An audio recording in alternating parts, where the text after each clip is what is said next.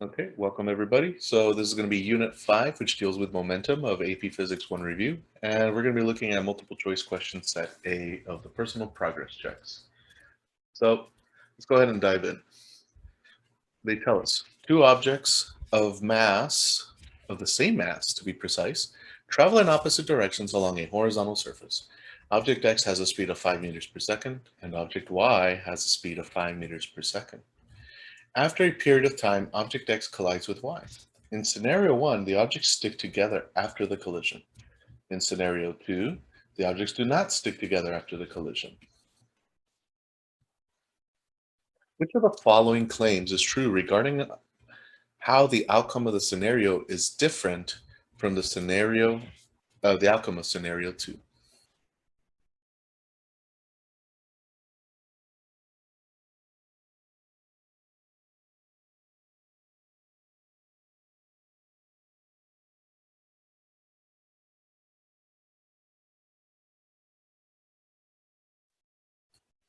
Okey-dokey, 2, 1. All right, so let's jam. So if we look at this, as soon as we have a collision, these two objects exert a force on each other.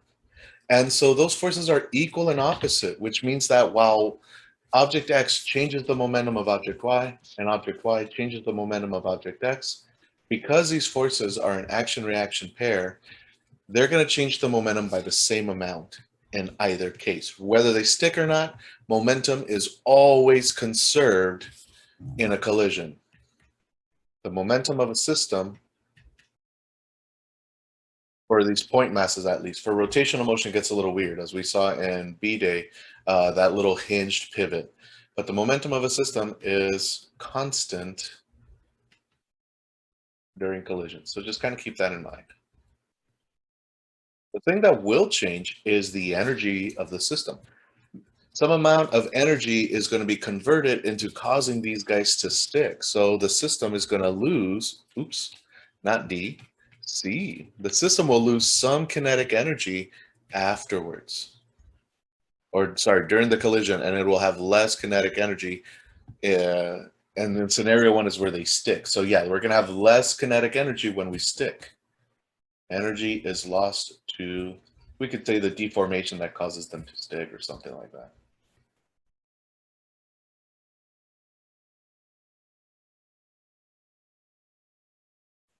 Okay, let's go ahead and continue here. Question 3. Two objects of the same mass travel in opposite directions, so it's the same scenario as before. Object X has a speed of 5 meters per second, and object Y has a speed of 5 meters per second as well. After a time period, object X collides with object Y. In scenario 1, the objects stick together, and in scenario 2, the objects do not stick together. And the question is, in scenario 1, is the object X, object Y system open or closed? And then predict whether both the momentum and kinetic energy of the system will be the same or different after the collision. Okay, so let's see what we're thinking here.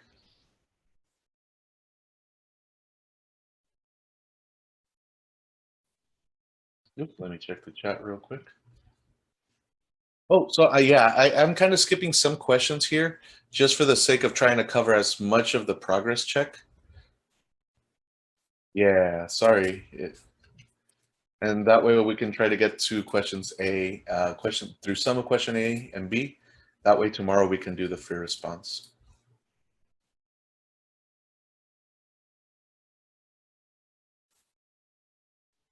Right? We have 4 out of 7 votes. We'll go ahead and call it here. Okay, so because energy was lost, this loss of energy should hopefully indicate that the system is going to be open. We're talking about scenario 1, right? Okay. So in this instance, we might be thinking, okay, well, it's probably going to be open because the energy changes. But more than anything, we need to look at what the momentum is doing here. And so within this scenario here, the object X, object Y system is actually going to be closed. Because what happens is, even though the kinetic energy changes, it's changing due to some sticking force force between object X and object Y. So the energy changing on its own is not always enough to determine whether or not the system is open or closed, okay? So for instance, the intermolecular forces between these two guys, the bonds holding these materials together, could do work on each other that caused them to stick. But if the system is just these two, even though the energy changes, it was probably transformed into some maybe potential energy due to that deformation, or elastic energy, if you will. So because this force is between the two objects, the system's going to be closed. The energy definitely changes, but the momentum should remain the same. And because there is no external force, no net external force,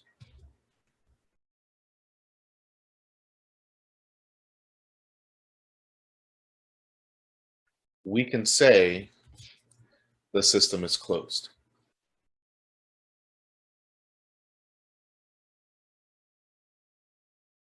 One way we can think about it is like all ostriches are birds, but not all birds are ostriches. So just because the kinetic energy changes doesn't always mean that it's going to be an open system. But if the system is open, then definitely the kinetic energy will change.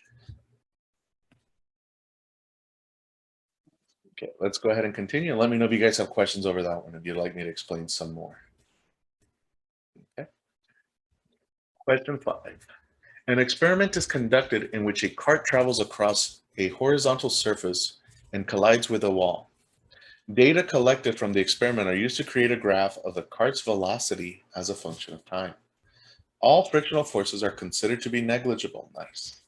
Which data from the graph should the student use to determine the direction of the net force exerted on the cart and the direction of the change in momentum of the cart from the time intervals of A to B? So from here to here. Go ahead and launch the polling. Get polled, kids.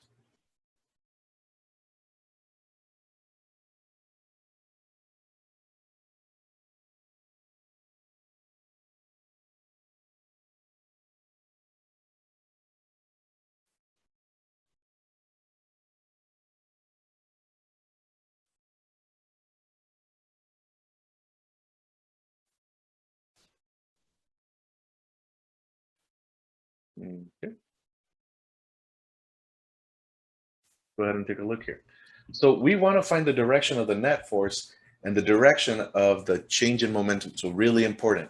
Momentum changes in the direction of the net force. In case we remember or forgot, the net force is the change in momentum over the change in time. And the force and the momentum here are the vectors. So the direction of this must match the direction of that. The slope of the line from A to B, because that provides information about the acceleration. Okay, that sounds pretty good. We can get the slope here and we can see that the acceleration is in the opposite direction. Okay, that looks pretty good. Let's go ahead and see here. There might be better ones.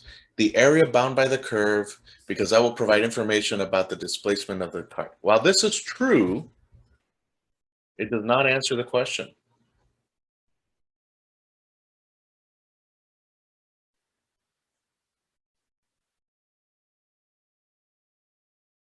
So nada que ver. Like, it's not answering the question at hand. Let's see here. The difference in speed of the cart from A to B, because that will provide information about how the momentum of the cart changed.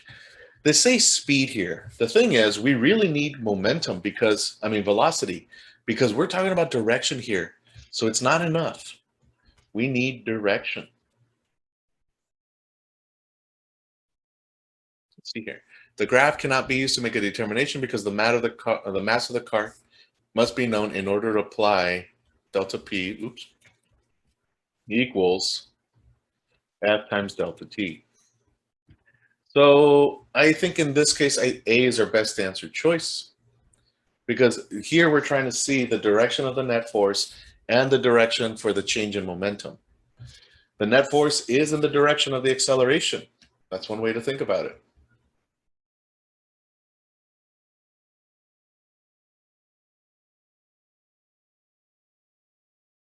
And so if we can find the change in the direction, well, the mass is a scalar. So if we know the acceleration direction, then we know which way the velocity changed, and we know the direction of the force. So I think A is our best answer choice here. Let me know if we have questions. Otherwise, we'll look at number 7 now. A cart is attached to a hanging block by a string that passes over a pulley as shown in the figure. The pulley has negligible friction in its axle and negligible mass, so we don't need to worry about rotational motion. The student must design the chain, must determine the change in momentum of the cart as it is pulled across a horizontal surface from the moment the cart is released from rest to the moment that it is before the cart immediately collides with the pulley. So right until it gets to about here. Which of the following lists the measuring devices that are needed to determine the change in the momentum of the cart? See what we're thinking.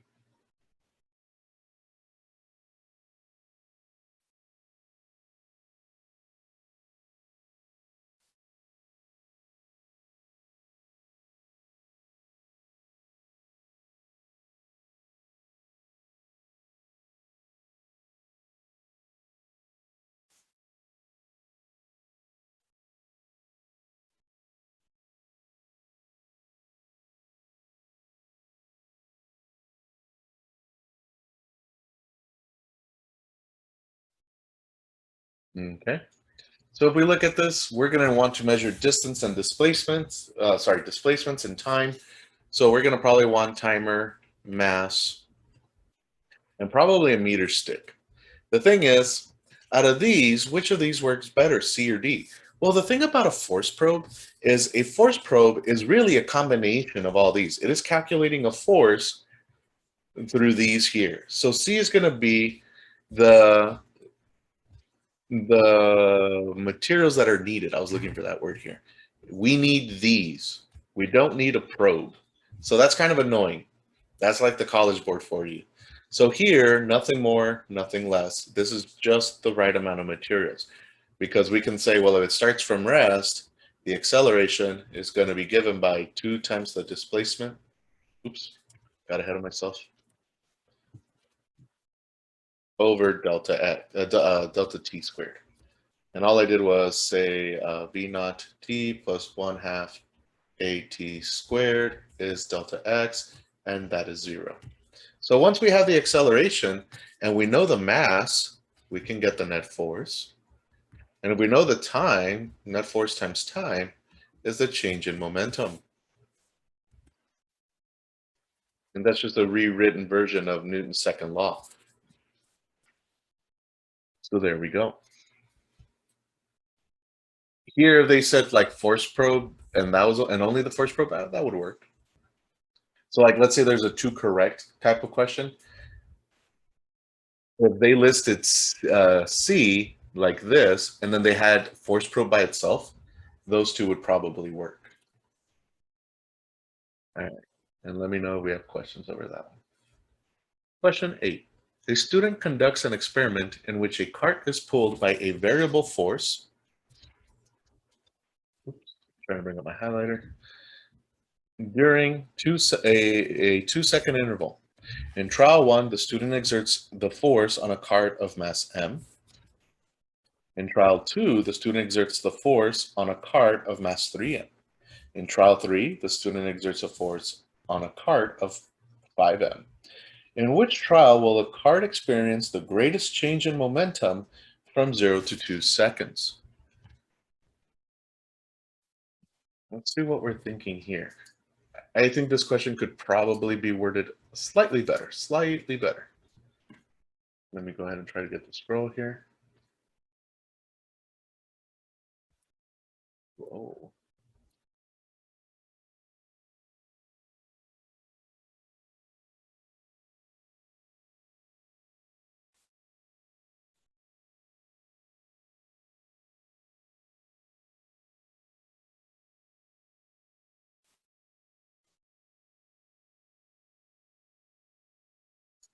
Okay, we'll go ahead and call it here. So the greatest change in momentum Well, Newton's second law says the net force is equal to the change in momentum over time, or the impulse is equal to the change in momentum. So here, they're not telling us that the force is the same in all of these, but we can assume that they all experience a varying force of 2 newtons down to 0 in about 2 seconds. So this is going to remain constant along all those trials. This is going to remain constant along those 3 trials. So then it turns out they all experience the same change in momentum. They're going to have different speeds. Definitely. The change in momentum for a constant mass object is going to be mass times the change in velocity. So the bigger masses are going to have lower velocities, and the smaller masses are going to have greater velocities. But the force and the time for all of them is the same. And again, if you have questions, don't be a stranger. Number 10. Looks like we have a force and it varies with time. A block of mass 10 kilograms travels in the travels in the positive direction along a surface with negligible friction. Nice. The block has an initial momentum of 18 kilogram meters per second. The block collides with an object of an unknown mass that is at rest. The force exerted on the block as a function of time is shown on the graph. Which of the following best predicts the speed and direction of the block immediately after the collision? So for this one, I think it's going to be a little hard for me to show you all. Let me try scrolling or making this guy a little smaller. Oops, I chose the wrong tool. Just so that we can, oof, I should not have done that. Oh well. We're going to need to do a little bit of math here. Maybe. And so they give us this information. Let's go ahead and hold y'all.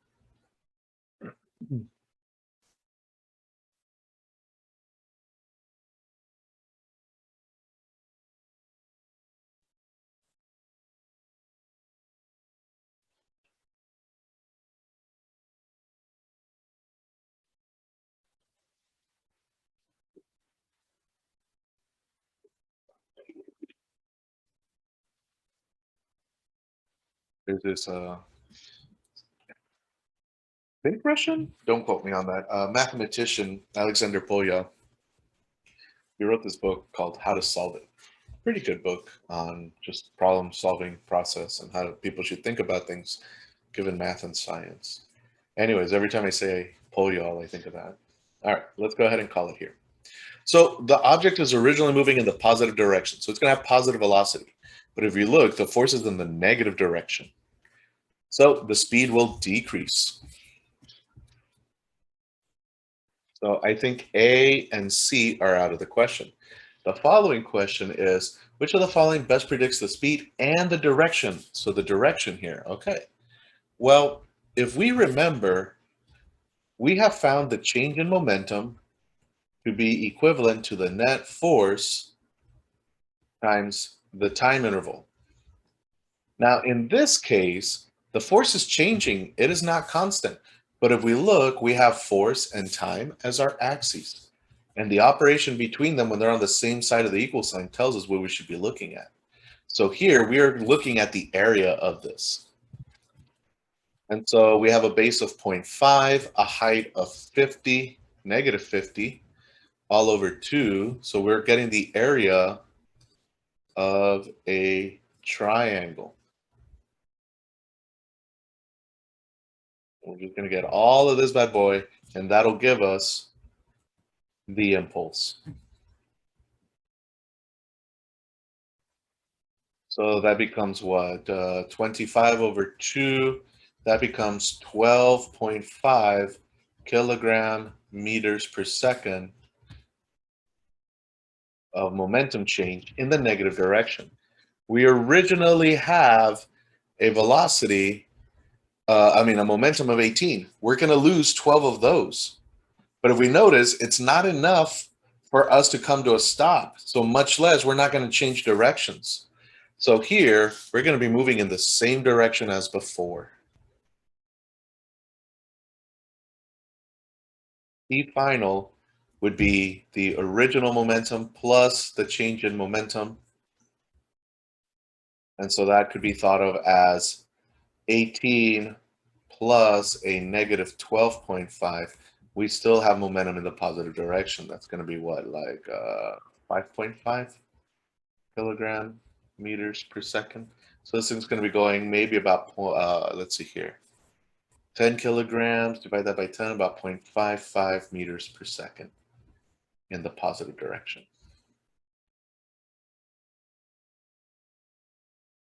So there's our answer. Let's go to number 11. Block X travels towards block Y that is initially at rest, as shown in the figure, and eventually collides with block Y. Block Y is initially at rest and eventually collides. Which of the following diagrams represents the final velocities of block X and block Y after the collision if the collision is elastic? All right, so there's going to be testing. Do we remember the difference between elastic and inelastic collisions?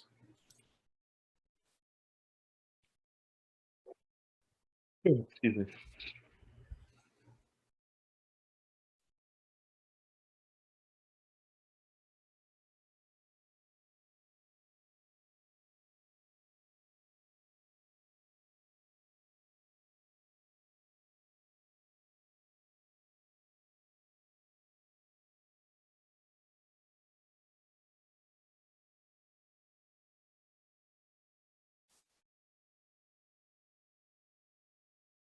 And I think we'll call it when about 5 of y'all get an answer.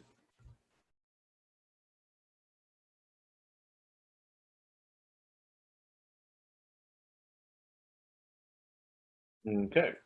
So we may be thinking, hey, let's go ahead and do momentum conservation.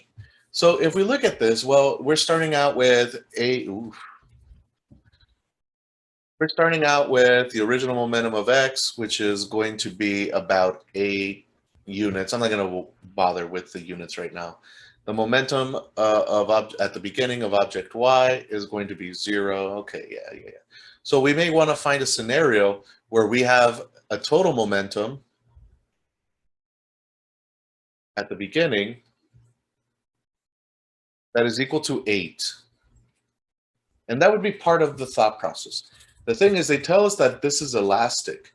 Elastic materials, like rubber bands, are going to conserve energy. So energy is conserved. And the moment that you're dealing with energy and an object that has a mass of 2 kilograms, that works out very nice because the 2 and the 1/2 cancel. So in the original energy at the beginning for object X is 16 joules. And then the original energy for object Y is 0. So we're starting out with 16 joules at the beginning. Oops, got ahead of myself. So not only should we be considering momentum conservation, but energy conservation as well. And that's really our ticket here.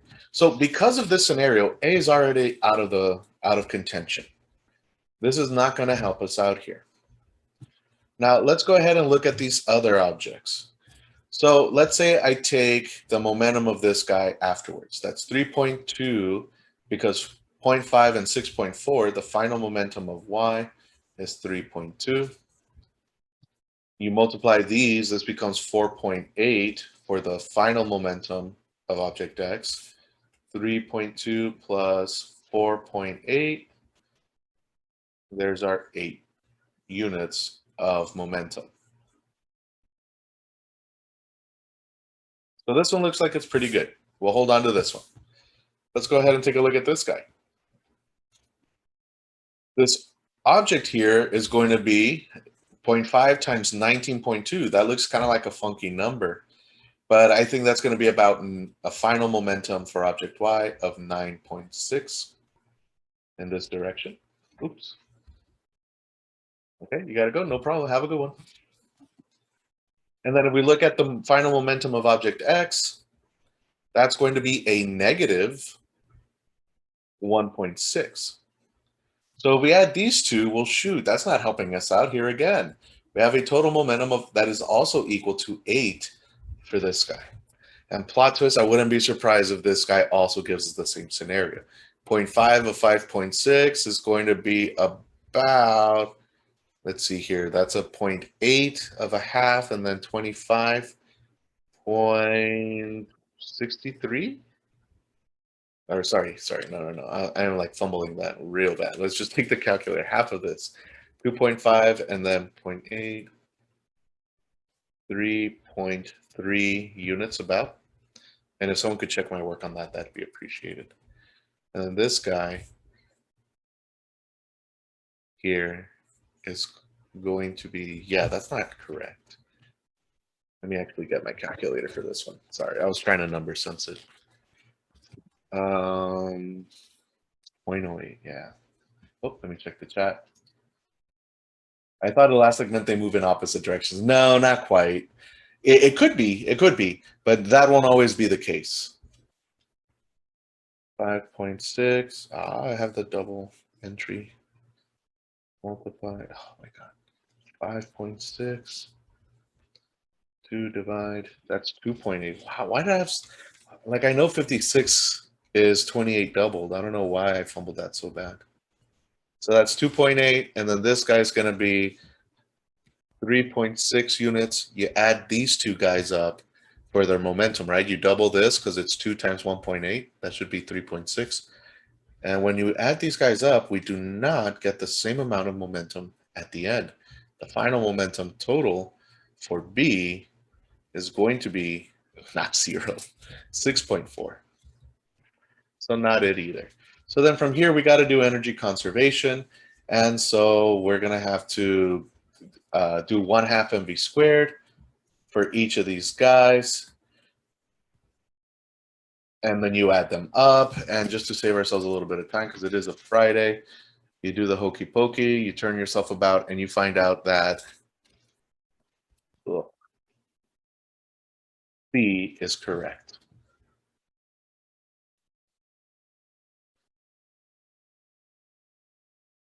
Yeah.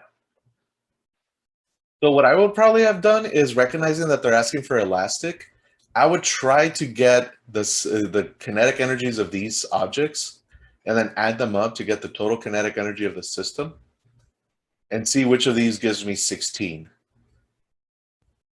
This is probably a lengthier one, and you're probably not going to have many questions like this on the AP exam.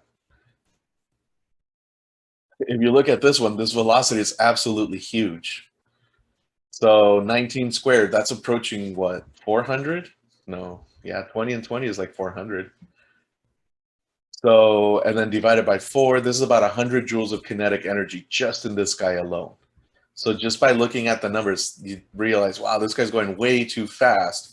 And then this guy's still going to have its own kinetic energy, which means that it's going to be over, the 19.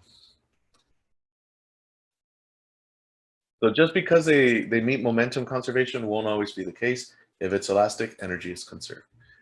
We have astronaut X and astronaut Y, and they have 0 kinetic energy at the beginning. And after some time, they both gain some amount of kinetic energy. Astronaut X gains 100 joules. Astronaut Y gains about 50 joules. And so they tell us, astronaut X of mass 10 kilograms floats next to astronaut Y of 100 kilograms, while in space as shown in the figure. The positive direction is shown, which is going to be to the right. Astronaut X exerts a force on astronaut Y such that the kinetic energy of each astronaut as a function of time is shown in the graph.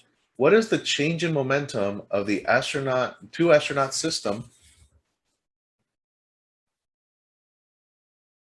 and the change in momentum of each astronaut from immediately before the force was applied to immediately after? So let's see here.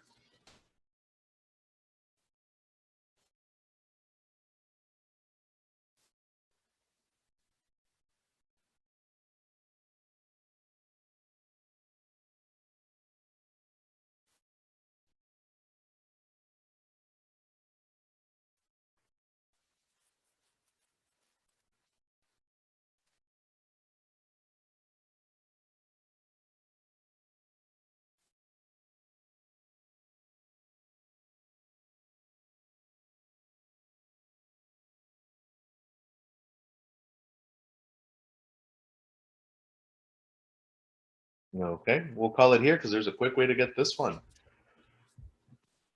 When astronaut X pushes on astronaut Y pushes on astronaut X. That force is internal to the astronaut system. So the momentum before will equal the momentum after for the system. Which if we look here, we are told that they were at rest. So we need zero momentum to be the case in the system afterwards. So that's going to either leave us with answer choice A or C.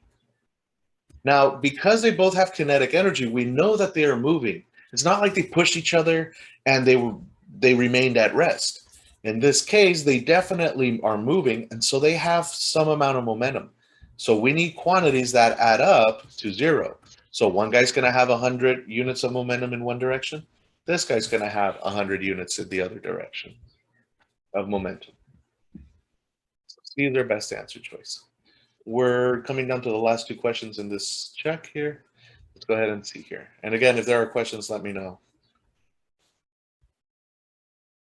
Okay, we see some masses colliding and then they begin to move up. Let's see. A mass M1 slides along a horizontal surface and collides and sticks to mass M2 that is initially at rest at the bottom of the ramp as shown in figure 1. Frictional forces between the mass, the surface, and the ramp are considered to be negligible. Nice. After the collision, masses M1 and M2 slide together up the curved ramp as a total mass M12 as shown in figure 2. The two masses eventually come to rest at their highest position along the ramp. Which of the following claims is correct regarding the momentum of the system of mass M1 and the system of mass M1 and M2 in terms of their momentum?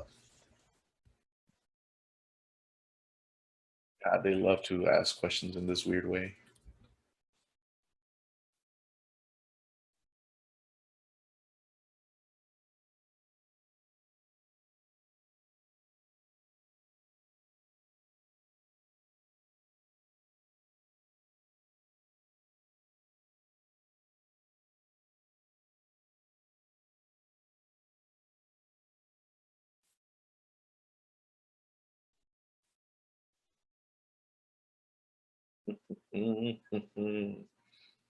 All right, we have about 4 out of 6. Let's go ahead and see here. The correct answer is A. Most popular answer choice was B. Let's go ahead and talk about why the system of M1 and M2 is considered open. Very good. We recognize that M1 itself is open.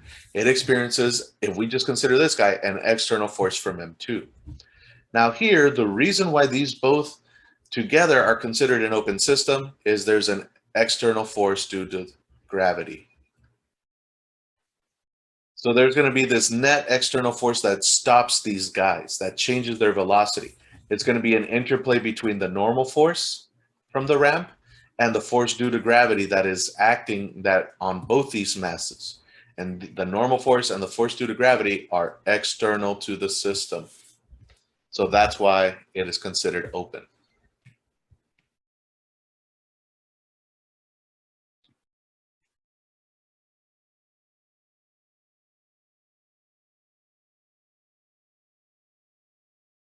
If they happen to include the ramp and the Earth as part of the system, then A would be fine. I mean, B would be the better answer choice. Sorry.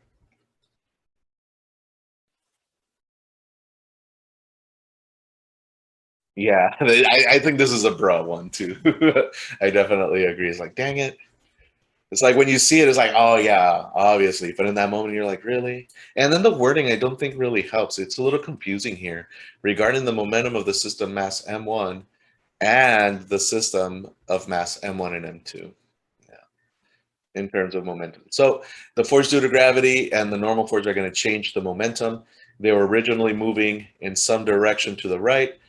Now the direction vector and the velocities are going to change due to those guys.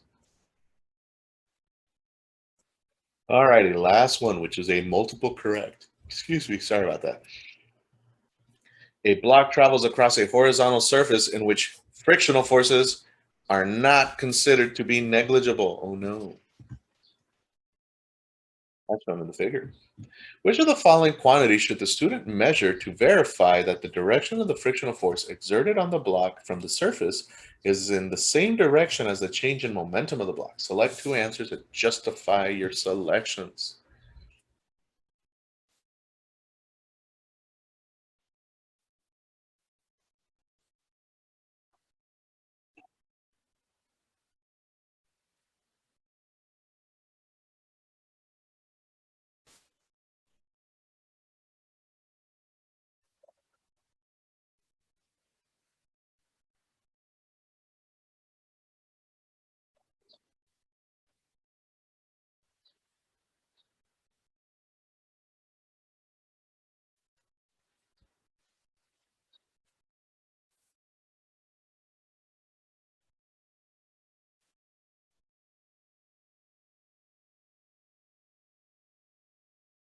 Okay, we'll go ahead and end the polling here.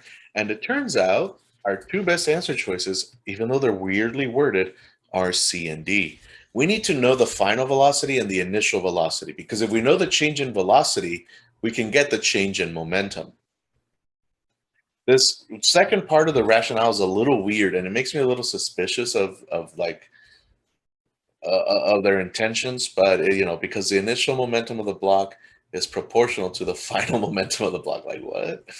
And then because the initial momentum of the block is proportional to the final momentum, they're going to be proportional through the mass. Is the thing here. So the mass alone is not useful here. Now I think the mass is nice because we're thinking, well, the force due to friction is mu times m times g, or mu times the normal force.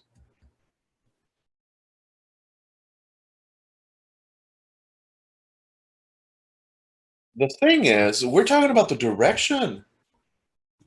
So we need to find a way to get the direction, and if we don't know which way the velocity is changing or the momentum is changing, then we won't be able to get the direction for that. So we're going to need to get the change in momentum directions, and then from there we're good. And let me know if we have questions. Jump into question set B here. Oops.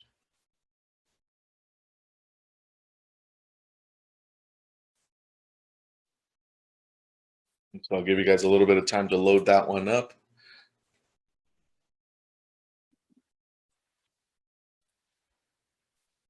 AKA, I'll load it up too. Let's go ahead and see here. Block X and block Y. It looks to me like block X has a mass m, block Y has a mass of 2m. They collide. After the collision, they appear to be moving in the same direction. So block X of mass m slides across a horizontal surface where friction is negligible. Nice. It collides with block Y with a mass of 2m. That is initially at rest, as shown in the figure. After the collision, both objects slide together with the speed of Vs, as shown in figure 2. What is the kinetic energy of the two block system before the collision? Oh man, this one's nasty.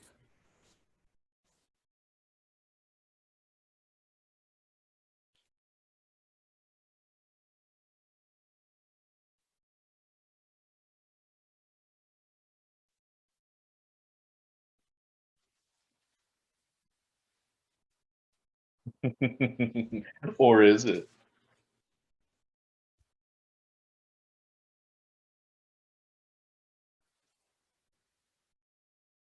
Oh, they didn't say the center of mass. Yeah, no, I think it could be a little nasty. Yeah. Where's my one? Okay. So we'll go ahead and end the polling there. So really important, because they move together, these bad boys stick. So energy is not going to be conserved. We cannot say that the energy before equals the energy after. We cannot do that. This is an inelastic collision, and we would say that it is perfectly inelastic. So it's not going to be as straightforward as A. Sadly not. So what we have to do is we have to work backwards. The final momentum here is going to be 3m times the velocity that they stick with. And that has to equal the original momentum, no matter what. Even though energy is lost, the momentum is conserved because there is no net external force on the system. So the only thing we had moving at the beginning was m times v original equals 3m times vs. Let's go ahead and move that. V original is really 3m vs all over m. M's cancel. We get the original velocity is really just 3 times that. So what do we do with this? Well, now we can go ahead and say that's 1/2. The mass that was moving was m, and the original velocity of that was 3 times vs. It's quantity squared. And so this becomes 9m vs squared all over 2. Wabam, there's our answer choice C.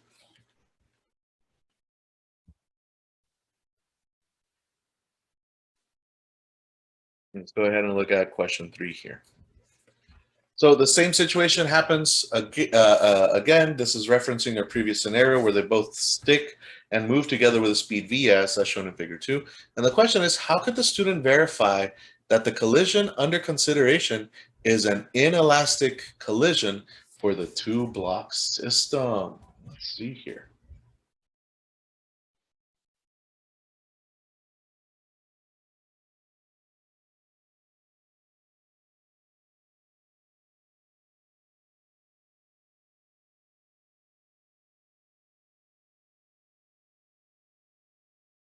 They say hesitation is defeat.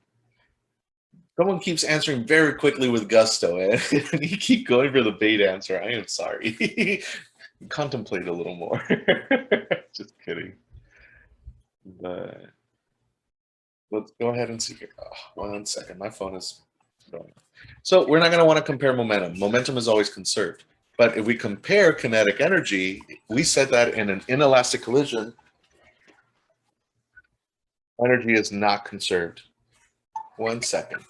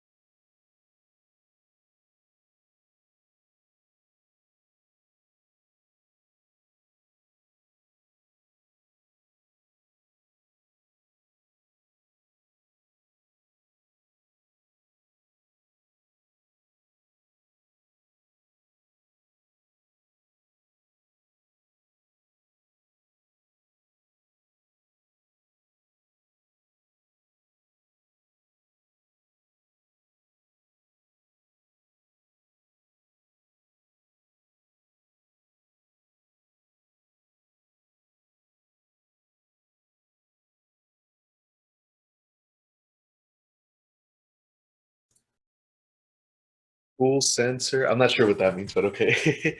Alrighty. So let's see. So in this case, we have 2 blocks colliding. And so it's the same question as before. And they ask, what is the speed of the center of mass of the 2-block system immediately before the collision? So there's a quick way to get this answer. And the quick way is if there is no external force, no net external force, the system does not accelerate. And if it doesn't accelerate, what that means is that the velocity of the center of mass is constant. Even though individually these 2 objects are colliding and exchanging velocity, momentum, and one's going to be, gaining a velocity, this one's going to lose some velocity. But what we find out is that these two effects cancel each other out, and the speed is going to be Vs. All right, enjoy your dinner. Have a good one.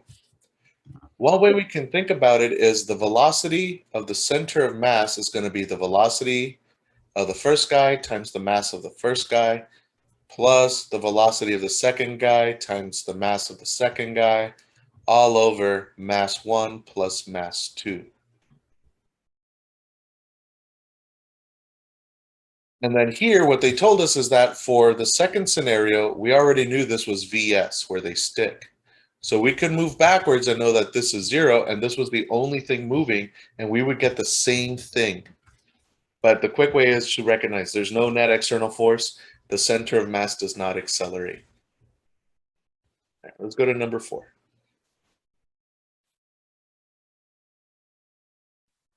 We can zoom in a little bit more. What the heck? Where's my cursor? Okay. Block X of mass m travels with a speed VO. Block Y with mass 2m travels with a speed 2VO. Both blocks travel toward each other and collide. After the blocks collide, they separate so that the kinetic energy of the system remains conserved. Which of the following equations for the conservation of momentum could a student use to help determine the speed Vf of each block after the collision?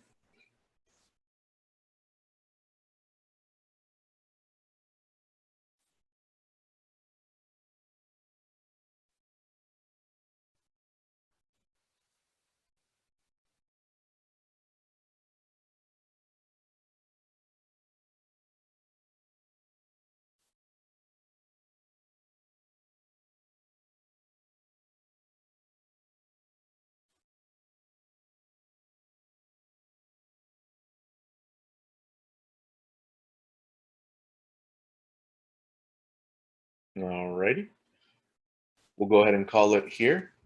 Oh, sir, so in both elastic and inelastic collisions, momentum is conserved? Yes. In all collisions where the objects are free to move, momentum is always conserved between two objects colliding.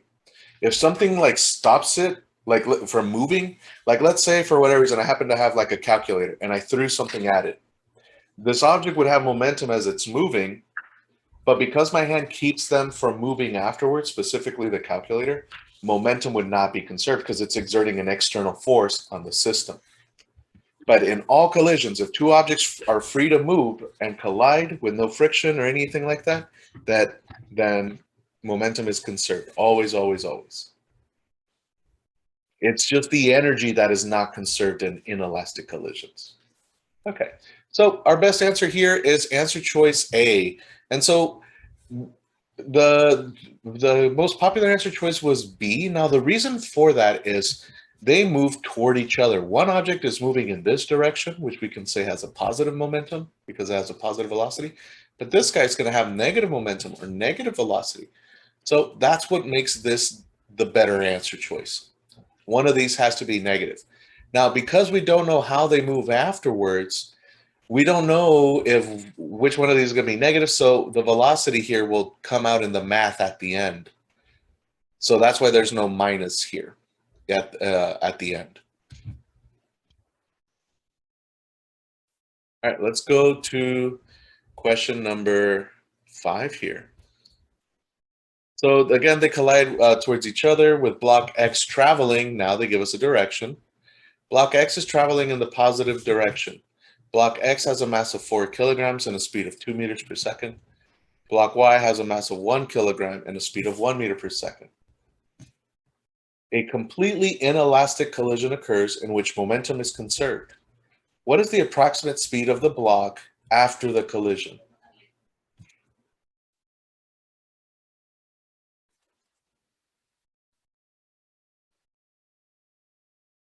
You may need to do some math here.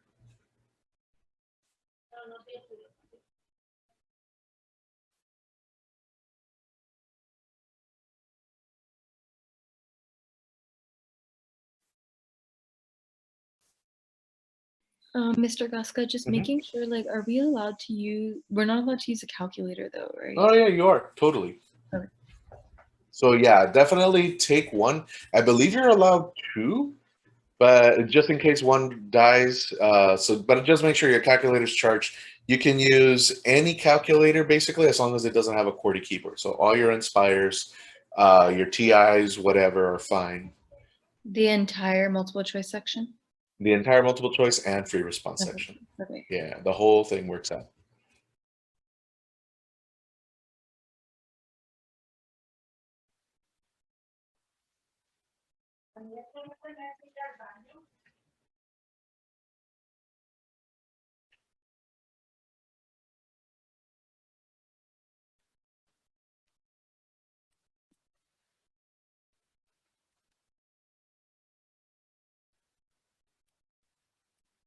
All right. So the thought process is we want to get the momentum of the system before the collision. And we can set that equal to the final momentum, which is going to be the mass x plus mass y times their velocities. But because they stick together, their final velocities are going to be the same. How do we know that they are sticking together? This is completely inelastic. The final velocity of x equals the final velocity of y. These guys move together, so we just call it v final. So this becomes 8 plus a -1, because this guy's moving in the opposite direction. 7 over 4 and 1, that's 5 kilograms. It's going to be our final velocity. Let's see here. That's 2 remainders of 5, sorry. So then that's 0.4, 1.4. B is our answer.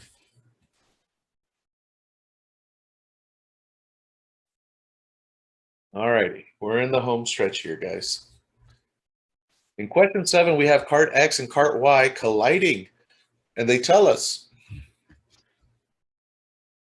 cart X travels in the positive direction along a horizontal surface, and cart Y also travels in the positive direction. The carts collide, and the students collect data about the cart's velocities as a function of time before, during, and after the collision. The masses of both objects are known. Which of the following best indicates how the students should use the graph to determine whether the collision is elastic or inelastic? And let me just scroll over. And it provides correct justification. So let's see what we're thinking here for this one.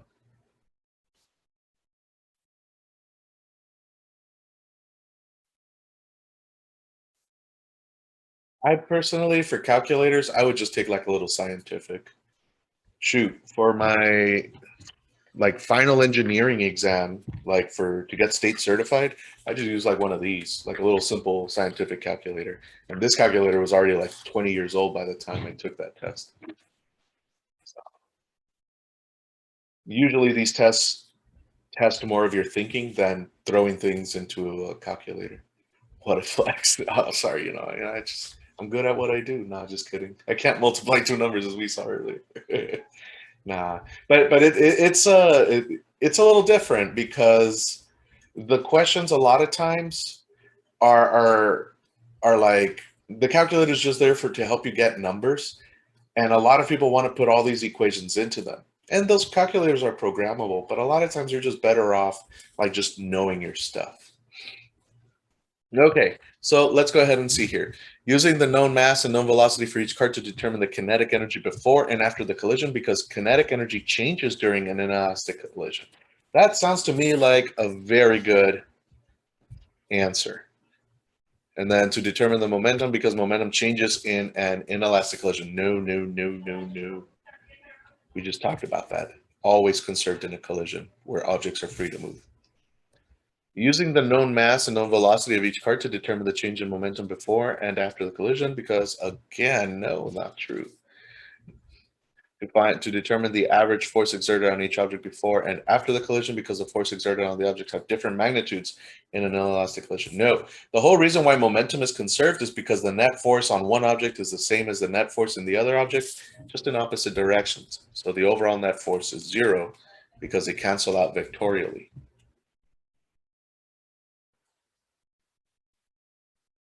But yeah, I don't know. I usually call calculator security blankets. They make you feel more secure when you got one on you. Like definitely take it with you. But traditionally, a lot of students have said that they didn't really even use it in the test, especially the first versions of the test.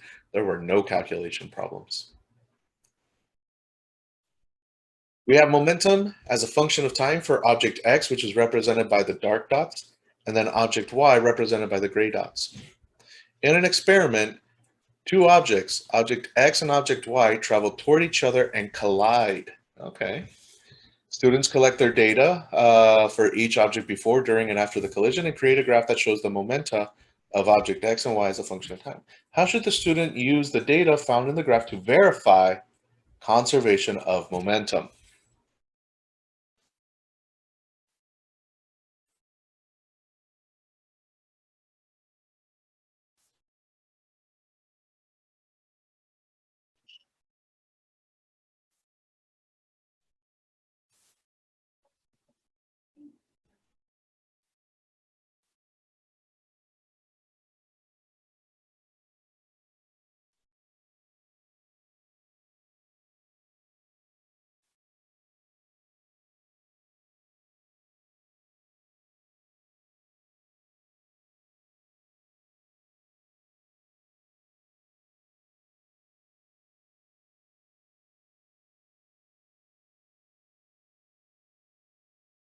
Alrighty, I think we'll call it here.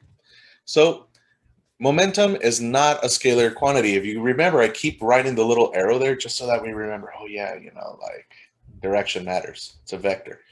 So the change in momentum is mass times change in velocity. So let's see here.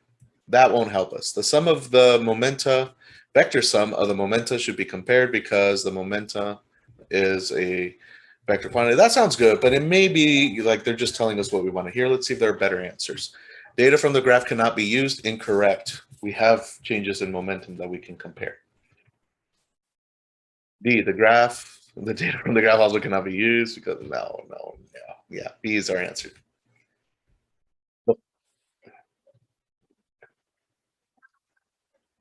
Function of time, of course. Yeah. Excuse me, sorry. We'll put it number 14. We're almost there. I keep saying that, but we just have, I think, like 2 more questions. Okay. The mass of block X is 2 kilograms, and it travels across a horizontal surface toward block Y of unknown mass that is initially at rest. Block X then collides elastically with block Y, so that means energy should be conserved or will be conserved. A graph of the position as a function of time for block X is shown. Block X and block Y are made of the same material. Which of the following predictions is correct about the motion of block Y immediately after the collision?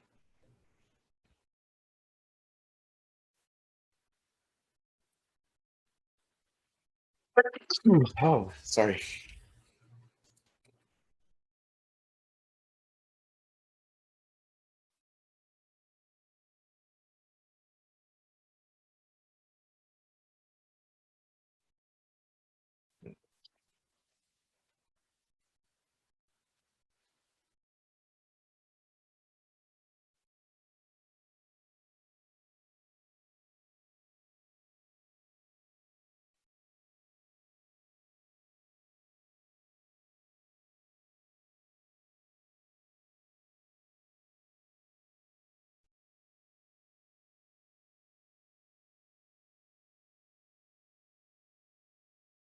Okay, we'll go ahead and call it here. The momentum of the system consisting X and Y immediately after the collision is less than the momentum. No, momentum is always conserved in collisions where objects are free to move. So not the case. Very good. No one chose that one. C, the magnitude of the change in momentum of block Y from immediately before the collision to immediately after the collision is more than the change in momentum of block X. No. The change in momentum for block X needs to equal the change in momentum due to block Y because they exert equal and opposite forces for the same amount of time. If we remember, the change in momentum is the impulse. The net force times the change in time.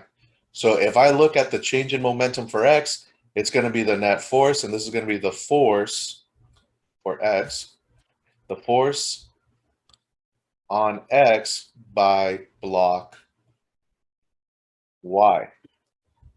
If I look at the change in momentum for block y, well, that's going to be the net force. And that would be the force on y by block x.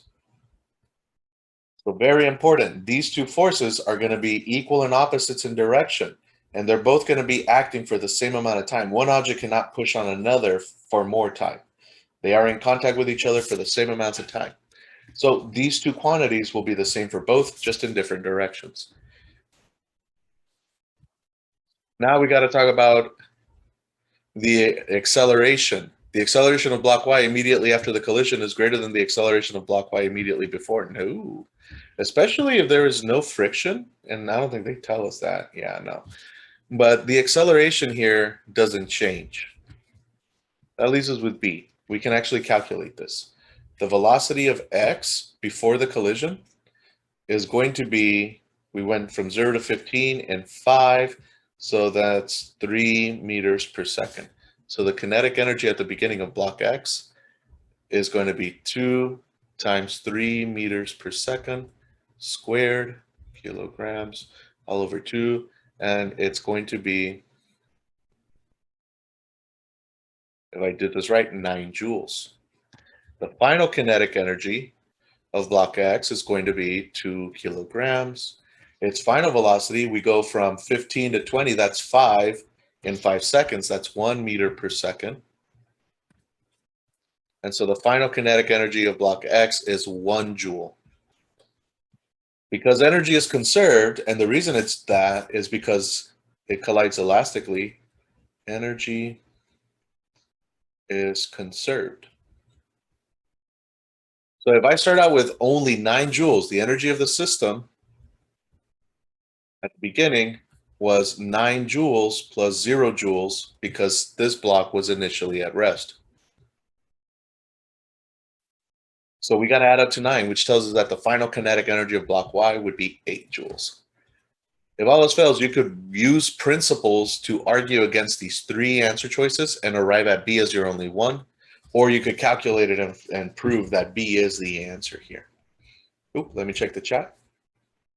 What formula did I use for kinetic energy? Ooh, what do you think is the formula for kinetic energy? Ooh, have fun with dinner. Enjoy. Take it easy. So yeah, for the person who asked me about the formula, type out in the chat, what do you think is the formula for kinetic energy here?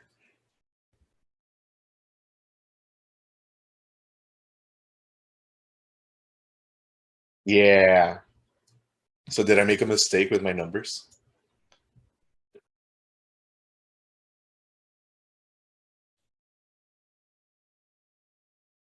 Okay.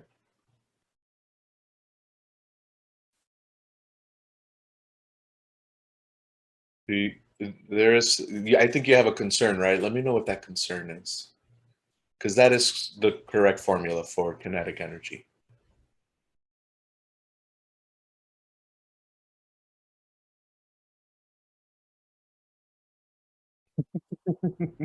All right, I'm going to assume you found your misconception or whatever. Let me know what it was just in case, but let's go ahead.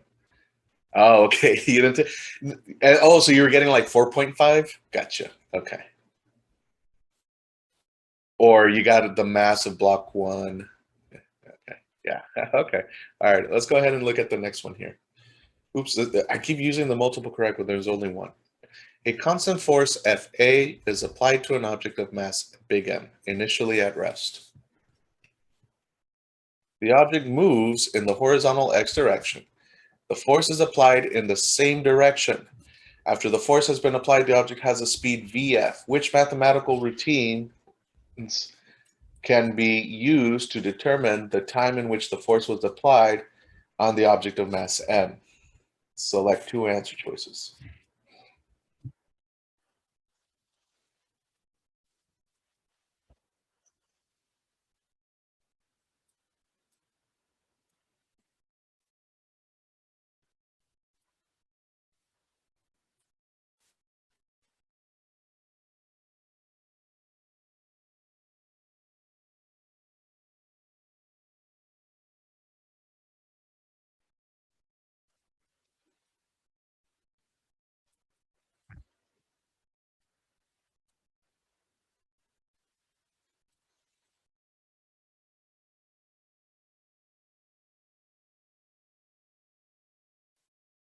Okay.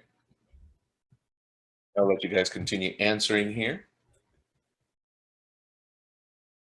But let's see here. So we know that it was, I believe, initially at rest. Wait, hold on.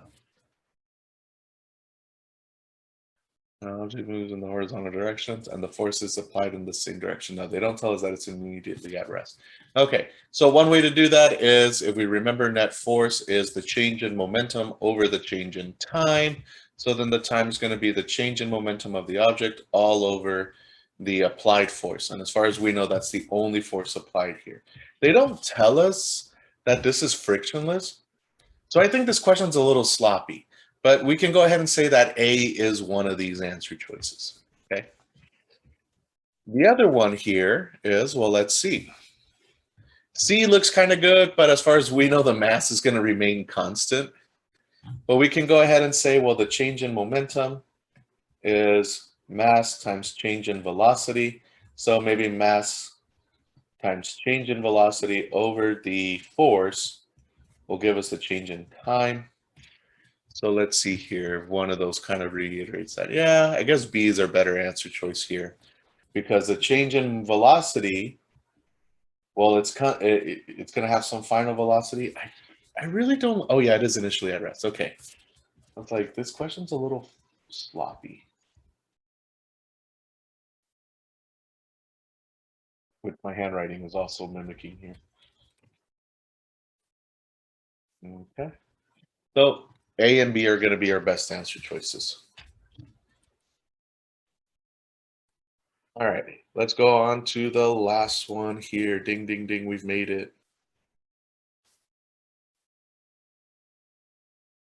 An object travels in the positive direction with a momentum of 5 kilogram meters per second in the positive direction. A force is applied on the object and the graph of the magnitude of the applied force as a function of time is shown. All frictional forces are considered to be negligible, aka the applied force is the net force. Which of the following could represent the approximate momentum of the object after the force was applied? Select two answer choices.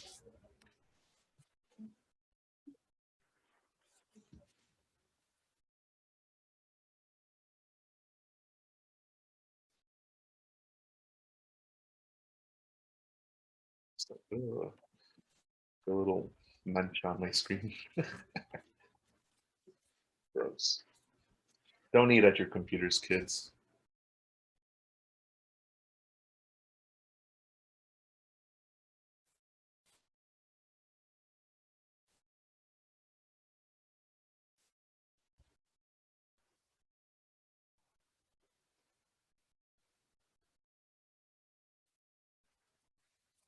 Okay.